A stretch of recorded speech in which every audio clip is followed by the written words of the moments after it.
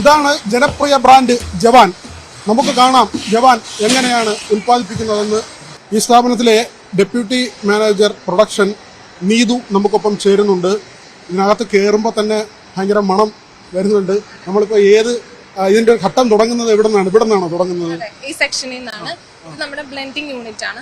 നമ്മുടെ raw material ഇവിടെ കസ്റ്റമറിന് എഡിബിൾ ആയിട്ടുള്ള രീതിയിൽ കോൺസെൻട്രേഷൻ എഡിബിൾ ആക്കിക്കൊണ്ട് നമ്മൾ മിക്സിങ് ബ്ലെൻഡിങ് നടത്തുന്ന എല്ലാ ടാങ്കുകളും നമ്മുടെ ബ്ലെൻഡിങ് യൂണിറ്റിലെ ടാങ്കുകളാണ്. അപ്പം അതിൽ നമ്മൾ അലോബിൾ വോളിയം കപ്പാസിറ്റി ഒക്കെ ഉണ്ട്. അതിനനുസരിച്ച് നമ്മൾ റോ മെറ്റീരിയൽ ഇതിലേക്ക് ട്രാൻസ്ഫർ ചെയ്തെടുത്തിട്ട് ബ്ലെൻഡ് ചെയ്താണ് ബോട്ടിലിംഗ് ഹാളിലേക്ക്. ഇത് ഫിൽട്ടർ ആണ്. നമ്മൾ സെഡിമെന്റ്സും കാര്യങ്ങളും കണ്ടാമിനൻസും ഒന്നും ഇല്ലാത്ത രീതിയിൽ അരിച്ചെടുക്കാൻ വേണ്ടിയിട്ട് യൂസ് ചെയ്യും. ഇതിന്റെ ഒരു പ്രൈമറി സ്റ്റേജ് ആണോ ഇവിടെ നടക്കുന്നത്? പ്രൈമറി സ്റ്റേജ് ആണ്. ബ്ലെൻഡിങ്ങിന് ശേഷം ഫിൽട്ടർ ചെയ്യുന്നു. ഫിൽട്ടർ ചെയ്തത് നമ്മൾ ഓവർഹെഡ് ടാങ്ക്സുകളുണ്ട്.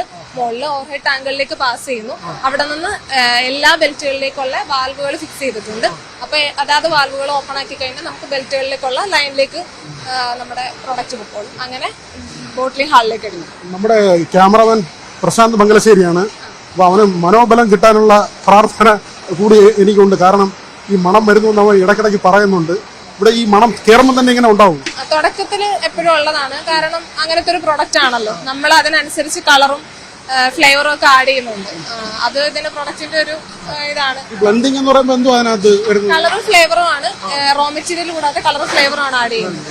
എന്നാൽ അതായത് കോൺസെൻട്രേഷൻ ഉണ്ട്. എല്ലാം നമുക്ക് എഡിബിൾ ആവുന്ന രീതിയിൽ അതായത് കോൺസെൻട്രേഷനിൽ മാത്രമേ ആഡ് ചെയ്യാൻ പറ്റത്തുള്ളൂ. അപ്പൊ ആ രീതിയിൽ ആഡ് ചെയ്തുകൊണ്ടാണ് ബോട്ടിലിംഗ് ഹാളിലേക്ക് വരുന്നത്. ഈ കളർ എന്ന് പറയുന്നത് എന്താ? ഫ്ലേവർ ആണ്. നമ്മൾക്ക് പല കളർ എന്ന് പറയുന്നത് പലതുണ്ട്. ഇവിടെ കാരമൽ യൂസ് ചെയ്യുന്നുണ്ട്. പിന്നെ ഫ്ലേവർ ആഡ് ചെയ്യുന്നുണ്ട്. അത് നമുക്ക് ഇതിന് പർട്ടിക്കുലർലി ഒരു ഫ്ലേവർ തന്നെ ഉണ്ട്. ഇപ്പൊ നമ്മളിവിടെ എത്തിയല്ലേ? യൂണിറ്റ് ആണ് ഇവിടെ. നമ്മള് ഇതെന്താ, എന്ത് മെഷീനാണ് ഇത്? ഇത് ഫില്ലിംഗ് മെഷീനാണ്. നമ്മൾ മാനുവലി ഫില്ല് ചെയ്യാണ്. പിന്നെ വാക്യൂം വെച്ചിട്ട് വർക്ക് ചെയ്യുന്ന മെഷീനാണ്. ആ ടാങ്കിൽ നിന്ന് ഇപ്പുറത്തെ ടാങ്കുകളിലോട്ട് വരും അല്ലേ? ഓവർഹെഡ് ടാങ്കുകളിലേക്ക് വരുന്നുണ്ട്. ഓവർഹെഡ് ടാങ്കുകളിൽ നിന്ന് നമ്മുടെ അതാത് ബെൽറ്റിലേക്കുള്ള വാൽവുകളുണ്ട്. വാൽവുകൾ ഓപ്പൺ ചെയ്യുന്ന ക്രമത്തിൽ അതാത് ബെൽറ്റുകളിലേക്ക് ഫ്ലോ ചെയ്തോളും. കാരണം ഹൈറ്റ് ഡിഫറൻസ് ഉണ്ടല്ലോ. അപ്പൊ ആ രീതിയിൽ ഫ്ലോ ചെയ്തോളും. നമ്മൾക്ക് ഫില്ലിംഗ് മെഷീനാണ്. നമുക്കിപ്പോ തൽക്കാലം 2 ബെൽറ്റില് ഫുൾ ബോട്ടിലും ബാക്കി എല്ലാ ബെൽറ്റുകളിലും ലിറ്റർ ബോട്ടിലും ആണ് വെച്ചേക്കുന്നത്. നമ്മള് കറന്റ്ലി പ്രൊഡക്ഷൻ സ്റ്റാർട്ട് ചെയ്തിട്ടുണ്ട് ഫുൾ ബോട്ടിലിന്റെ. ഈ 2 ബെൽറ്റുകളിലാണ് ഫുൾ ബോട്ടില് കൊടുത്തിരിക്കുന്നത്. ഇതിപ്പോ ഈ പോകുന്നത് എന്താ, ഫുള്ളല്ലേ? ഫുള്ളാണ് പോകുന്നത്. അന്നേരം അതിനകത്ത് ഈ ഹീറ്റ് എന്തെങ്കിലും ഉണ്ടോ? ഈ ചൂട് അങ്ങനെ ബ്ലെൻഡ് ചെയ്യുമ്പോൾ ബ്ലെൻഡിങ് ടൈമിൽ ഒരു ചെറിയ ടെമ്പറേച്ചർ വേരിയേഷൻ ഉണ്ട്. ഒരുപാട് ഹീറ്റ് ലിബറേഷനോ അങ്ങനത്തെ കാര്യങ്ങളില്ല. ടെമ്പറേച്ചർ ചേഞ്ച് ഉണ്ടാവും. കാരണം മിക്സിംഗിൽ എന്തൊക്കെയായാലും ടെമ്പറേച്ചർ ഉണ്ടാവും. വലിയൊരു ടെമ്പറേച്ചർ ചേഞ്ചോ കാര്യങ്ങളൊന്നും. ഇത് ഈ വരുമ്പോ എന്ത് കളറിലെ സ്പിരിറ്റ് വരുന്നത്? വൈറ്റ് കളർ, റോ കളറാണ്. അതിന് ട്രാൻസ്പെറന്റ് കളറാണ് സ്പിരിറ്റിന്റെ കളർ. അതിന് നമ്മള് കളറും ഫ്ലേവറും ആഡ് ചെയ്തിട്ടാണ് ഈ രൂപത്തിലാവുന്നത്. നമുക്ക് ആ വെള്ള കളറിനുള്ളത് കുടിച്ചാൽ പ്രശ്നമുണ്ടോ? ഫിറ്റ് ആവുമോ? അതാണ് വളരെ കോൺസെൻട്രേഷൻ കൂടിയതായതുകൊണ്ട് അതങ്ങനെ ഡ്രൈ ആയിട്ട് കഴിക്കാൻ പറ്റുന്ന ഒരു സാധനമല്ല. നമുക്ക് ഹ്യൂമൻ കൺസംഷന് പറ്റുന്ന കോൺസെൻട്രേഷനിലോട്ട് ലാബിലേക്ക് നമ്മൾ റോ മെറ്റീരിയൽ വിട്ടിട്ട് കോൺസെൻട്രേഷൻ അഡ്ജസ്റ്റ് ചെയ്തിട്ട് മാത്രമേ, സ്ട്രെങ്ത് അഡ്ജസ്റ്റ് ചെയ്തിട്ട് മാത്രമേ നമ്മൾ ഇങ്ങോട്ടേക്ക് ബ്ലെൻഡിങ്ങിലേക്ക് എടുക്കത്തുള്ളൂ. ബ്ലെൻഡിങ്ങിലേക്ക് ഫസ്റ്റ് റോ മെറ്റീരിയലിന്റെ കോൺസെൻട്രേഷൻ അഡ്ജസ്റ്റ് ചെയ്ത് മാത്രമേ ബ്ലെൻഡിങ്ങിലേക്ക് എടുക്കത്തുള്ളൂ. പിന്നെ അതിനുശേഷം ബ്ലെൻഡിങ്ങിൽ നമുക്ക് ഒരു സ്പെസിഫൈഡ് പ്രൊസീജിയേഴ്സ് ഉണ്ട്. അതിനനുസരിച്ച് കോൺസെൻട്രേഷൻ കുറച്ച് ഹ്യൂമൻ കൺസംഷന് പറ്റുന്ന രീതിയിൽ മാത്രമേ ലൈനിൽ വിടത്തുള്ളൂ. പ്രൊഡക്റ്റ് സീൽ നമ്മൾ ഈ ബോട്ടില് അങ്ങനെ കാണിക്കുമല്ലോ, ഇത്ര ശതമാനം, 44%. അതെന്താ സംഭവം? ഇത് നമ്മുടെ ഇതിൽ ഒട്ടിക്കുന്ന ലേബലാണല്ലേ? കാണിച്ച് നമ്മുടെ ജവാന്റെ ബോട്ടിലിൽ വരുന്ന ലേബലാണ്. കണ്ടോ? നമ്മൾ സാധാരണ ജവാനൊക്കെ മേടിക്കുമ്പോൾ അതിന്റെ കുപ്പിയിൽ ഒടിച്ചിട്ടുള്ള ലേബലാണ്. ഇതൊക്കെ വേറെ പ്രിന്റ് ചെയ്ത് കൊണ്ടുവരുന്നതല്ലേ? നമ്മൾ ഓർഡർ ചെയ്തേക്കുന്നതാണ്. പ്രിന്റ് നമ്മൾ ഇവിടെ തന്നെ ചെയ്യുന്നതാണ്. പ്രിന്റർ അല്ലേ ഇവിടെ അവൈലബിൾ ആണ്. ഇവിടെ തന്നെ ചെയ്യുന്നത്. ഇതിന്റെ അടപ്പ് ഇവിടെ വയ്ക്കുന്നത്? അടപ്പ് ഇങ്ങനെയാണോ? അതിലൊരു അവിടെ വെച്ചിട്ട് കറക്റ്റ് ആയിട്ട് ഫിൽ ചെയ്യുന്നു. അതിനുശേഷം ഒരാൾ അവിടെ ഇരുന്നിട്ട് സീൽ ചെയ്ത് വിടും. ക്യാപ്പ് ചെയ്ത് വിടും. അതിനുശേഷം ഡയറക്റ്റ് വന്നിട്ട് സീലിംഗ് മെഷീനിൽ 2 പേര് നിൽക്കൊണ്ട് സീൽ ചെയ്ത് പോവാണ്. നിങ്ങൾക്ക് ഇങ്ങനെ എപ്പോഴും മണം അടിക്കുമ്പോൾ എന്തെങ്കിലും തോന്നുന്നില്ല? നമ്മള് യൂസ്ഡ് ആണ്. ആദ്യത്തെ കുറച്ച് ദിവസങ്ങളിലുള്ള ബുദ്ധിമുട്ടുകളേ ഉള്ളൂ. കണ്ടിന്യൂസ് നിൽക്കുന്നതുകൊണ്ട് യൂസ്ഡ് ആണ്. അങ്ങനെ ഒരു കല്യാണം കഴിച്ച ആളല്ലല്ലോ. അല്ലല്ല. ചില വീടുകളിൽ ചെല്ലുമ്പോ ഈ സ്ത്രീകൾ പറയുന്നത് ഭർത്താവ് കുടിച്ചിട്ട് വരുമ്പോഴേ വലിയ ഭയങ്കര നിങ്ങൾക്ക് വലിയ പ്രശ്നം ഉണ്ടാവില്ല. നമുക്ക് ഇപ്പം അറിയുന്നില്ല. ഇപ്പൊ നമ്മള് പുറത്തോട്ട് ഇറങ്ങുമ്പോൾ മറ്റുള്ളവർക്ക് അറിയുന്നുണ്ടോന്ന് അറിയില്ല, നമുക്ക് അറിയുന്നില്ല. ഇവിടെ ഒരു ദിവസം എത്ര ബോട്ടിലാണ് ഉണ്ടാക്കുന്നത്? ബോട്ടിൽ ഏകദേശം നമുക്ക് ഒരു കേസിൽ 9 ബോട്ടിൽ വെച്ചിട്ടാണ് 10,000 മുതൽ 12,000 വരെ ആണ് കേസുകൾ പ്രൊഡ്യൂസ് ചെയ്യുന്നത്. പ്രൊഡക്ഷൻ കൂട്ടാനുള്ള ഒരു പദ്ധതി ഉണ്ടോ? പ്രൊഡക്ഷൻ കൂട്ടാൻ കറന്റ്ലി പദ്ധതികളുണ്ട്. അതിന്റെ ഭാഗമായിട്ടാണ് നമ്മൾ 750, അതായത് ഫുൾ ബോട്ടിൽ ഇറക്കിയിട്ടുണ്ട്. 2 ബെൽറ്റിൽ ഇപ്പം ട്രൈ ചെയ്ത് തുടങ്ങിയിട്ടുണ്ട്. ഗ്രാജുവലി പ്രൊഡക്ഷൻ കൂട്ടുന്നതാണ്. നമ്മളത് പറഞ്ഞിട്ട് 44%. അതെന്താ ഒന്ന് പറഞ്ഞു? 42-43%-ത്തിനകത്താണ് വരുന്നത്. അതെന്ന് പറഞ്ഞു കഴിഞ്ഞാൽ നമ്മളെ ഇതിൽ ഈറ്റയിൽ ആൽക്കഹോളാണ് കണ്ടത്. ആ ഈറ്റയിൽ ആൽക്കഹോളിന്റെ വോളിയം പെർസെന്റേജ് ബൈ വോളിയം ആണ്. ഇവിടെയാണ് ഇത് ബോക്സിലാക്കുന്നത് അല്ലേ? അതെ, എല്ലാ പ്രോസസ്സും ഇവിടെ തന്നെ നടക്കും. അതെ. ഫസ്റ്റ് നമ്മൾ കണ്ട യൂണിറ്റ് അത് ബ്ലെൻഡിംഗ് ആണ്. അതിന് മുന്നേ വെയർ ഹൗസ് ഉണ്ട്, അവിടെയാണ് റോ മെറ്റീരിയൽ സ്റ്റോറേജ്. പിന്നെ ഇവിടെ മുതലാണ് പ്രോസസ് സ്റ്റാർട്ട് ചെയ്യുന്നത്. DNA ബ്ലെൻഡ് ചെയ്യുന്നു. ബ്ലെൻഡിങ്ങിന് ശേഷം അവിടെ തന്നെ ബ്ലെൻഡിംഗ് എന്ന് ഉദ്ദേശിക്കുന്നത് നമ്മൾ കളറും ഫ്ലേവറും പിന്നെ കോൺസെൻട്രേഷനിൽ റോ മെറ്റീരിയലും DM വാട്ടറും കൂടെ ബ്ലെൻഡ് ചെയ്യുവാണ്. നമുക്ക് ഹ്യൂമൻ കൺസംഷന് പറ്റുന്ന കോൺസെൻട്രേഷനിലാക്കിയതിനു ശേഷം മാത്രം ലൈനിലേക്ക് വരും. ഈ സെക്ഷനിലാണ് ഫില്ലിങ്, ക്യാപ് സീലിംഗ്, പാക്കിങ്. ഇവിടെ ജോലി കിട്ടാൻ ഏത് കോഴ്സാണ് പഠിക്കേണ്ടത്? എന്റെ ഡെസിഗ്നേഷൻ ബിടെക് കെമിക്കൽ എഞ്ചിനീയറിംഗ് ആണ്. അത് പഠിച്ചാൽ ഇവിടെ കിട്ടുമല്ലോ. അതെ. എത്ര പേരുണ്ട് ഇവിടെ ഇങ്ങനെ പഠിച്ച ആളുകൾ? ഞാനൊരാളേ ഉള്ളൂ. മാനേജർ പോസ്റ്റ് ഒന്നേ ഉള്ളൂ. ഇത് നമ്മുടെ ഈ ഉത്സവ സീസണിനൊക്കെ കൂടുതൽ പ്രൊഡക്ഷൻ ഉണ്ടാവും. കഴിഞ്ഞ് പോവാറുണ്ട്. നമ്മള് മാക്സിമം ആ സമയത്ത് ഒരു കാരണവശാലും മാക്സിമം എന്തെങ്കിലും പെൻഡിങ്ങോ കാര്യങ്ങളോ, ഐ മീൻ ഈ മെഷീനറീസ് മെയിന്റനൻസ്, മെക്കാനിക്കൽ മെയിന്റനൻസ് എന്തെങ്കിലും വന്നാൽ ഒരു ലാഭം കൂടാതെ തന്നെ എത്രയും പെട്ടെന്ന് തന്നെ അവൈലബിൾ ആക്കാറുണ്ട്. ഇവിടെ ആകുമ്പോഴത്തേക്കും ബോക്സിംഗ് ആയല്ലേ, എല്ലാം പാക്ക് ചെയ്തല്ലേ? കംപ്ലീറ്റ് ആയിട്ട് നമ്മൾ ഒന്ന് നടന്നു വരുമ്പോഴത്തേക്കും ഫില്ലായി എല്ലാം ബോട്ടിലായി കഴിഞ്ഞു. നമുക്ക് ഈ സർക്കാരിന്റെ സ്ഥാപനം ആയതുകൊണ്ട് തന്നെ ജനങ്ങൾക്ക് വലിയ വിശ്വാസമുള്ള പ്രോഡക്റ്റാണ് ജവാൻ.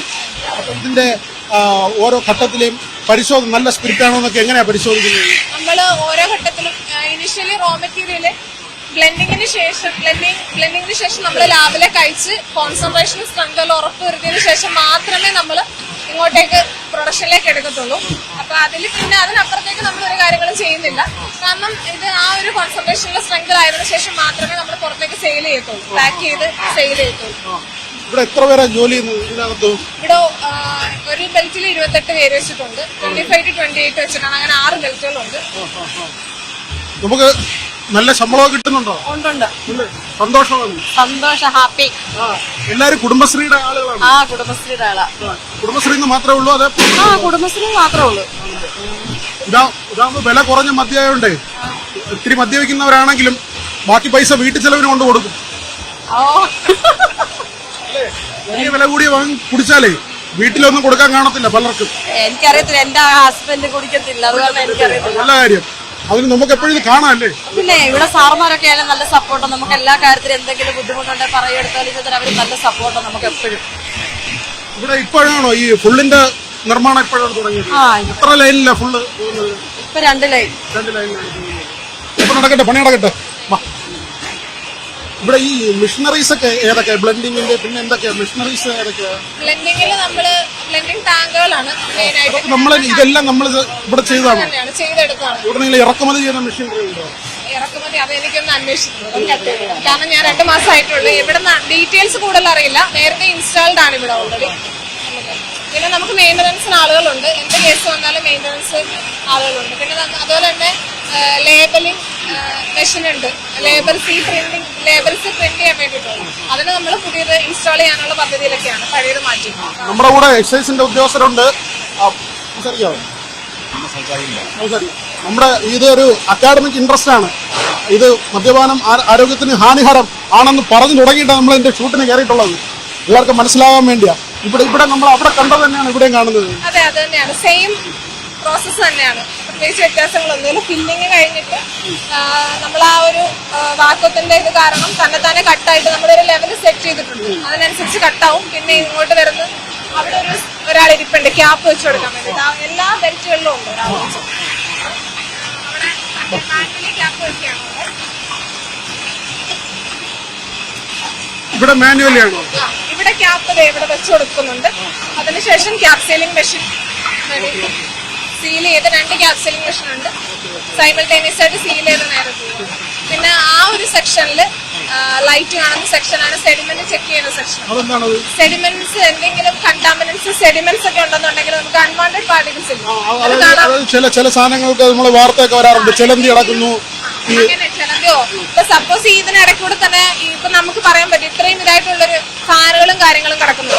ഈച്ചയോ എന്തെങ്കിലും ഒരു കാര്യങ്ങൾ നമ്മൾ അതുപോലെ വൃത്തിയായിട്ട് സൂക്ഷിക്കുന്നുണ്ട്. എന്നാലും എന്തെങ്കിലും ഒരു കാര്യം വന്നാലോ, പിന്നെ അത് കൂടാതെ ഫിൽട്ടർ നമ്മളെപ്പോഴും ക്ലീൻ ചെയ്യുന്നതാണ്. എങ്കിലും ഏതെങ്കിലും കാരണവശാല് ഫിൽട്ടറിൽ എന്തെങ്കിലും ഒരു പ്രശ്നം വന്ന് എന്തെങ്കിലും രീതിയിൽ സെഡിമെന്റ്സ് വരുവാണെങ്കിൽ അതിൽ ചെക്ക് ചെയ്യാൻ വേണ്ടി നമ്മൾ എത്ര നോക്കിയാലും ഇങ്ങനൊരു ഹോൾ ആയതുകൊണ്ടൊക്കെ തന്നെ ചിലപ്പോ ചില പക്കികൾ സാധ്യതകളുണ്ട്. അപ്പൊ അതിന് വേണ്ടിയിട്ട് ചെക്ക് ചെയ്യാൻ വേണ്ടിയിട്ടുള്ള സെക്ഷനാണ്. ഇതിനകത്ത് നമുക്ക് ലൈറ്റിൽ കാണാം. കാരണം ഇതിങ്ങനെ ചെയ്ത് പോവായതുകൊണ്ട് നമുക്ക് കാണാൻ പറ്റും ഇങ്ങനെ എന്തെങ്കിലും സെഡിമെന്റ്സോ കണ്ടാമിനൻസോ ഉണ്ടോ. അതിനകത്ത് അങ്ങനെ എന്തെങ്കിലും എന്തെങ്കിലും ഒരു സംശയം തോന്നിക്കഴിഞ്ഞാൽ അന്നേരം തന്നെ മാറ്റും. ഇവിടെ കളക്ട് ചെയ്ത് മാറ്റി വെച്ചിട്ട് മാറ്റി റീഫിൽ ചെയ്യും നമ്മള്.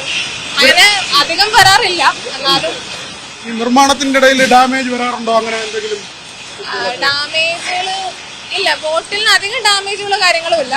പിന്നെ സീലിംഗ് മെഷീനിലൊക്കെ ചില സമയത്ത് കംപ്ലൈന്റ് വരുമ്പോൾ നമ്മൾ അപ്പൊ തന്നെ സ്റ്റോപ്പ് ചെയ്ത് മെയിൻ്റനൻസിലെ ആളുകളുണ്ട്. അപ്പൊ തന്നെ മെയിൻ്റനൻസ് കഴിഞ്ഞിട്ട് സ്റ്റാർട്ട് ചെയ്യും. നിങ്ങൾ നീതുവൊക്കെ എപ്പോഴും ഇവിടെ ഇൻസ്പെക്ട് ചെയ്യാൻ വരുമോ? അങ്ങനെ നോക്കാൻ വരുമോ? നമ്മള് അവറിലേക്ക് വരും. അവറിലാണ് 1.5 hourലേക്ക് എപ്പോഴും വന്നുകൊണ്ടിരിക്കും. കണക്കെടുക്കാൻ വേണ്ടി വരും. പിന്നെ സൂപ്പർവൈസേഴ്സ് ഉണ്ട് ഹാളില് 3 പേരുണ്ട്. അവരാണ് മെയിൻ ആയിട്ടെല്ലാം നോക്കുന്നത്. നമുക്ക് റിപ്പോർട്ട് വരുന്നത് അവരാണ്. ഞാനും എന്ത് കാര്യങ്ങളുണ്ടെങ്കിലും ഉടനെ തന്നെ ഞാൻ വരും.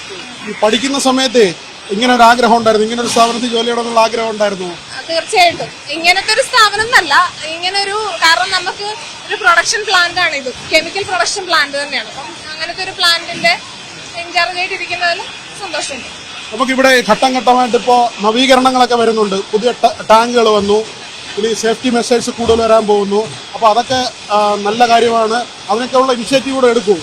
തീർച്ചയായിട്ടും എടുക്കും. ഇനി ലാബിലും ഗ്രാജുവലി നമുക്ക് ലാബ് സെറ്റപ്പ് ഒക്കെ ചെയ്യുന്നതിനുള്ള കാര്യങ്ങളൊക്കെ ചർച്ചയിലാണ്. അപ്പൊ ഉടനെ അങ്ങനത്തെ കാര്യങ്ങളെല്ലാം പ്രൊസീഡ് ചെയ്യുന്നുണ്ട്. ഇനിയിപ്പോ ഇത് ഫുള്ളല്ലാതെ 1/2 ലിറ്റർ പൈന്റ് ക്വാർട്ടർ അതൊക്കെ വരാൻ സാധ്യതയുണ്ടോ? അത് നമുക്ക് ചർച്ച ചെയ്തിട്ട് പറയുന്നതായിരിക്കും. കാരണം ഫുൾ ബോട്ടിൽ എത്രത്തോളം സ്വീകരിക്കുന്നുണ്ടെന്നുള്ളതിനെ കുറിച്ച് നോക്കിയിട്ട് നമുക്ക് അതിന് ശേഷം അങ്ങോട്ട് സജീവമായിട്ട് എല്ലായിടത്തും എത്തിയില്ലെന്ന് തോന്നുന്നില്ലേ?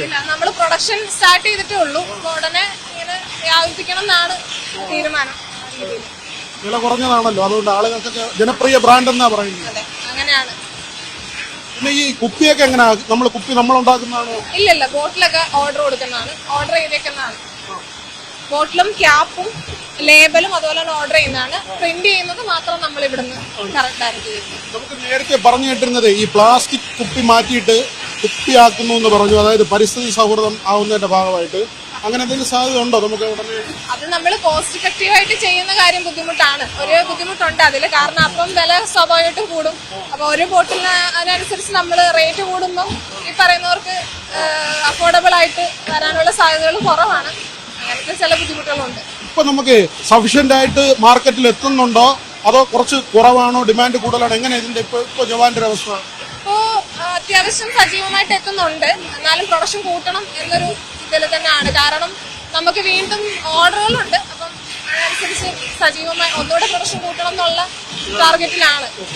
നമ്മുടെ ചില സുഹൃത്തുക്കൾ അവരൊക്കെ വിദേശത്തുള്ള ആളുകളാണ്. അപ്പൊ നമുക്ക് വിദേശ നിർമ്മിത വിദേശ മദ്യമൊക്കെ ഇവിടെ കിട്ടാറുണ്ട്. അപ്പോൾ ജവാൻ അങ്ങനെ വിദേശ രാജ്യത്ത് കിട്ടിയാൽ കൊള്ളാമെന്നൊക്കെ പലരും പറയുന്നുണ്ട്. അപ്പൊ നമുക്ക് ഇതിനോട് കയറ്റിവിടാനുള്ള സാധ്യത ഉണ്ടോ? അതിനെ കുറിച്ചൊക്കെ നമ്മൾ ആലോചിക്കേണ്ടിയിരിക്കുന്നു. ഇവിടെ തന്നെ നമുക്ക് ഡിസ്ട്രിബ്യൂട്ട് ചെയ്യാനുള്ളത് നമുക്ക് ആകെ ഈ ഒരു യൂണിറ്റേ ഉള്ളു. അപ്പൊ അതുകൊണ്ട് നമ്മള് കേരളത്തിൽ തന്നെ ഇത് വളരെ പെട്ടെന്നാണ് വിറ്റഴിഞ്ഞു പോകുന്നത്. അപ്പൊ അതിനെ കുറിച്ച് പ്രൊഡക്ഷൻ യൂണിറ്റില് കപ്പാസിറ്റി ഒക്കെ കൂട്ടേണ്ടിയിരിക്കുന്നു. ഇത് കേടാവുന്ന സാധ്യത ഉണ്ടോ? എങ്ങനെയെങ്കിലും നമ്മൾ നിർമ്മിച്ച കേടാവാനുള്ള സാധ്യതകളില്ല. കാരണം ആ രീതിയിൽ തന്നെയാണ് പാക്ക് ചെയ്തൊക്കെ വിടുന്നത്. നമ്മൾ അങ്ങനെ കേടാവുന്ന സാധ്യതകളുണ്ട്. പിന്നെ അതുപോലെ തന്നെ ലിറ്ററൊക്കെ പെട്ടെന്ന് കൺസ്യൂം ചെയ്ത് തീരാവുന്നതല്ലേ ഉള്ളൂ. അപ്പൊ കേടാവുന്ന സാധ്യതകളില്ല. ഇത് ആദ്യം ഏത് രൂപത്തില് എന്ത് ഇതാ വരുന്നത്? ഏത് സ്പിരിറ്റാ വരുന്നത്? പിന്നെ അതിൽ എന്ത് പ്രോസസ്സാ, എന്ത് മാറ്റമാണ് വരുന്നത്? നമ്മള് എക്സ്ട്രാ ന്യൂട്രൽ ആൽക്കഹോൾ എന്നാണ് ആദ്യത്തെ ഫോമിനെ പറയുന്നത്. അത് നമുക്ക് ഡയറക്റ്റ് കൺസ്യൂം ചെയ്യാൻ പറ്റുന്ന ഒന്നല്ല. അതിനെ നമ്മൾ കൺസംഷന് വേണ്ടിയിട്ട് എഡിബിൾ ആവുന്ന രീതിയിൽ കോൺസെൻട്രേഷൻ കുറച്ച് കറക്റ്റ് സ്ട്രെങ്തില് മനുഷ്യന് ഹ്യൂമൻ കൺസംഷൻ അവൈലബിൾ ആവുന്ന രീതിയിൽ മാറ്റിയിട്ട് മാത്രം അതിനാണ് നമ്മൾ ബ്ലെൻഡിങ് നടത്തുന്നത്. ബ്ലെൻഡിങ് ഇതെന്താ ഈ മെഷീൻ എന്താ അത് മെഷീൻ ബെൽറ്റ് ആണ്. അതൊരു ബെൽറ്റ് ആണ്. നമ്മൾ ഇതാണ് കാർഡ്ബോർഡ് കേസുകളാണ്. CB കാർഡ്ബോർഡാണ് നമ്മൾ. ഇത് എല്ലാ ലൈനിലും ഒരേ പ്രോസസ്സാണോ നടക്കുന്നത്? സെയിം ആണ്, വ്യത്യാസങ്ങളൊന്നും. നമുക്ക് എത്ര ലിറ്റർ പെർ ഡേ വേണ്ടി വരിക സ്പിരിറ്റ് ആണെങ്കിൽ ഒരു ദിവസം? സ്പിരിറ്റ് ഒരു ദിവസം അത് ഞാൻ കറക്റ്റ് പറയാം. സ്പിരിറ്റ് ഒരു ദിവസം നമ്മൾ ഏകദേശം 1,00,000 ബോട്ടിലുകളൊക്കെ വിടാറുണ്ട്. 1,00,000 ബോട്ടിലുകൾ വിടുന്ന കേസിൽ അതായത് 1,00,000 ലിറ്റേഴ്സ് എന്ന് നമ്മൾ പറയാം. 1,00,000 ലിറ്റേഴ്സിനടുത്ത് മൊത്തത്തിൽ പോകുന്നുണ്ട്. അപ്പൊ അത് ഒരു 2:3 എന്നുള്ള രീതിയിലാണ് സ്പിരിറ്റും വാട്ടറും കൂടെ പോകുന്നത്. ആ ഒരു റേഷ്യോയില് സ്പിരിറ്റ് ആവശ്യമായിട്ട് വരുന്നുണ്ട്. നമ്മുടെ ശാസ്ത്ര ലോകം ഇത്രയും പുരോഗമിച്ചു വളർന്നു, പിന്നെ എന്തുകൊണ്ടാണ് ഈ സ്മെല്ല് മാറ്റാത്തത്? സ്മെല്ലെന്ന് പറഞ്ഞാൽ നമ്മൾ ഈ സ്മെല്ലിന്റെ പ്രത്യേകത നമ്മൾ ആഡ് ചെയ്യുന്ന ഫ്ലേവറും കളറിംഗ് ഏജന്റും അതുകൊണ്ടാണ് ഈ സ്മെല്ല് വരുന്നത്. അത് ഓൾറെഡി നമ്മുടെ കേരളത്തിലുള്ള ഇത് കൺസ്യൂം ചെയ്യുന്ന ആളുകൾ ഈ സ്മെല്ലിനോട് ഭയങ്കര അഡിക്ഷൻ ആണ് അവർക്ക്. നമ്മൾ അതൊന്ന് ചേഞ്ച് ചെയ്ത് നോക്കിക്കഴിഞ്ഞാല് ഇത് കുറച്ച് അക്സെപ്റ്റ് ചെയ്യാനുള്ള ഒരു ബുദ്ധിമുട്ടുണ്ട്. അതാണ്. അപ്പം അതൊരു കാര്യമാണ്. ചില സുഹൃത്തുക്കൾ പറയുന്നത് 2 എണ്ണ അടിച്ചിട്ടുണ്ടാവുള്ളൂ, പക്ഷെ എവിടെയെങ്കിലും പോയെന്ന് കഴിഞ്ഞാൽ ദാ വന്നു മദ്യപാനി ഈ സ്മെല്ല് പിടിക്കും. ചിലപ്പോൾ 2 എണ്ണ അടിച്ചിട്ടുണ്ടാവുള്ളൂ. എന്ത് ചെയ്യല്ലേ, പാവല്ലേ? നമ്മള് ഫ്ലേവർ മാറ്റി ട്രയൽ നടത്തുന്നൊക്കെ ഉണ്ട്. പിന്നെ അതൊരു അക്സെപ്റ്റൻസിന് കുറച്ച് ബുദ്ധിമുട്ടാണ്. അത് നമുക്ക് ആലോചിക്കുന്നുണ്ടാക്കാറ്. ഫ്ലേവർ മാറ്റി അങ്ങനെ സ്മെല്ലില്ലാതെ ഉണ്ടാക്കാൻ പറ്റും. ഡിഫറെന്റ് സ്മെല്ലിൽ ഉണ്ടാക്കാൻ പറ്റും. ഡിഫറെന്റ് സ്മെല്ലെന്ന് ഉദ്ദേശിക്കുന്നത് ഈ ഒരു സ്മെല്ലല്ലാതെ നമുക്ക് ഫ്ലേവേഴ്സ് ഉണ്ടല്ലോ, ജ്യൂസ് ഫ്ലേവേഴ്സ് പോലെ തന്നെ പല ഫ്ലേവേഴ്സ് ഉണ്ട്. അങ്ങനെ ട്രൈ ചെയ്യാവുന്നേ. പക്ഷെ അതിന്റെ അക്സെപ്റ്റൻസ് എത്രമാത്രമാണെന്നുള്ളത് ട്രൈ ചെയ്ത് നോക്കണം. ഇതിങ്ങനെ ഈ പ്ലാസ്റ്റിക് കുപ്പിയിൽ മദ്യം വന്നു കഴിഞ്ഞാൽ എന്തെങ്കിലും പ്രശ്നമുണ്ടോ? അതിനകത്ത് എന്തെങ്കിലും റിയാക്ഷൻസോ കാര്യങ്ങളോ ഒന്നുമില്ല. കാരണം നമ്മൾ നോർമൽ ടെമ്പറേച്ചറിലാണ് ഇത് പാക്ക് ചെയ്ത് വിടുന്നത്. അതിനകത്ത് നമ്മൾ ടെമ്പറേച്ചർ പരമായിട്ട് വ്യത്യാസങ്ങളോ വ്യതിയാനങ്ങളോ പറ്റില്ല. അങ്ങനെ ബുദ്ധിമുട്ടൊന്നുമില്ല. അങ്ങനത്തെ ഈ ബിവറേജ് കോർപ്പറേഷനിൽ ഉള്ള ആളുകൾക്കാണ് ഏറ്റവും കൂടുതൽ ബോണസ് ഒക്കെ കിട്ടുന്നത്, ലാഭവിഹിതം. അപ്പൊ അതിൽ വലിയ സന്തോഷമായിരിക്കുമല്ലോ ജീവനക്കാർക്കൊക്കെ. അത് സ്വാഭാവികമായിട്ടും ഉണ്ടല്ലോ. എല്ലാവർക്കും ഇപ്പൊ പറഞ്ഞേക്കുന്ന ജോലിക്ക് അനുസരിച്ചുള്ള ബോണസ് കാര്യങ്ങളും എല്ലാം എല്ലാ മേഖലകളിലുള്ള ആളുകൾക്കും ലഭിക്കുന്നതാണ്. ലാഭം കൂടുന്തോറും അത് കിട്ടുന്നതും കൂടും. അതെ, പ്രൊഡക്ഷൻ കൂടുന്നതനുസരിച്ച് കമ്പനിക്കുള്ള ലാഭവും കൂടും. അതിനനുസരിച്ച് നമ്മുടെ സർക്കാരിനുള്ള ലാഭവും എല്ലാം. മാത്രമല്ല ബജറ്റ് വിഹിതമൊക്കെ പറയുമ്പോൾ സർക്കാർ ഖജനാവിലേക്ക് ചെല്ലുന്ന വലിയൊരു തുക ബിവറേജ് കോർപ്പറേഷനിലാണ്. അത് കറക്റ്റാണ്. കാരണം അതിന്റെ കാരണം ആളുകൾ ഇതിനെ അത്രയും അക്സെപ്റ്റ് ചെയ്തിട്ടുണ്ടെന്നുള്ളതാണ്. നമ്മൾ മാക്സിമം ആളുകളിലേക്ക് എത്തിക്കുന്നുണ്ട്. അവരുടെ ആവശ്യകതയ്ക്ക് അനുസരിച്ച് എത്തിക്കാൻ ശ്രമിക്കുന്നുണ്ട്. നമ്മളെപ്പോഴും പറയുന്നത് ഒരു ഉത്തരവാദിത്വ മദ്യപാനത്തെ കുറിച്ചാണ് അല്ലേ? നമ്മൾ മദ്യപിച്ച് ബഹളം ഉണ്ടാകാതിരിക്കുക അല്ലെ, അടിപിടി ഉണ്ടാകാതിരിക്കുക. അപ്പൊ അത് തന്നെയാണോ ഇവിടെയുള്ള ഉദ്യോഗസ്ഥരുടെ ആഗ്രഹം? അതാണ്. ഒരിക്കലും ഓവർ ഡോസിലോ അല്ലെങ്കിൽ ഓവർ സ്ട്രെങ്തിലോ നമ്മൾ വിടാറില്ല. കറക്റ്റ് കൺസ്യൂം ചെയ്യാൻ പറ്റുന്ന സ്ട്രെങ്തിലാണ് ഇവിടുന്ന് പാക്ക് ചെയ്ത് വിടാറുള്ളത്.